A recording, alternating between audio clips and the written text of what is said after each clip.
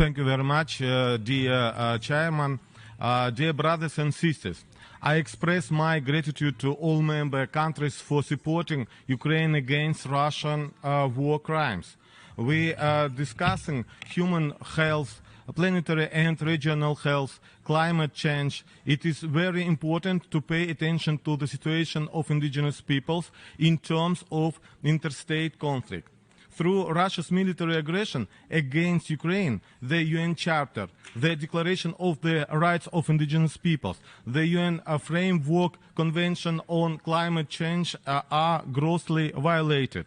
The Sustainable Development Goals cannot be implemented.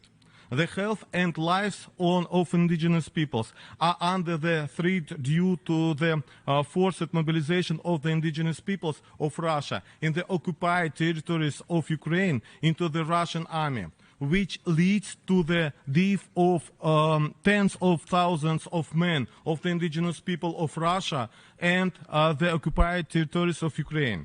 Young Crimean Tatar woman Linia Umerova, who refused to receive an illegal Russian passport, stays 4 months in detention facility because she tried to attend her homeland Crimea to look after her sick father.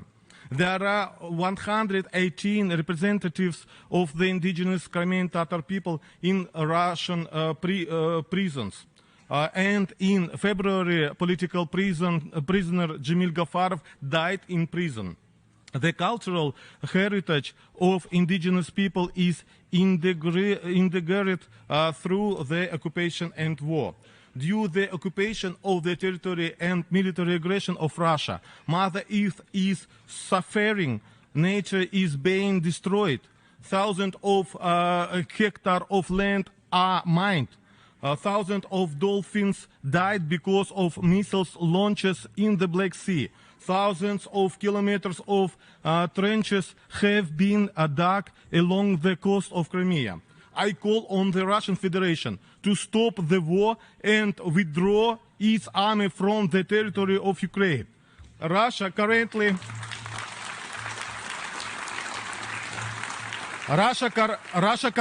chairs in UN Security Council. How can we trust the security of the planet to a state that commits war crimes? Destroy Mother Earth. Thank you very much.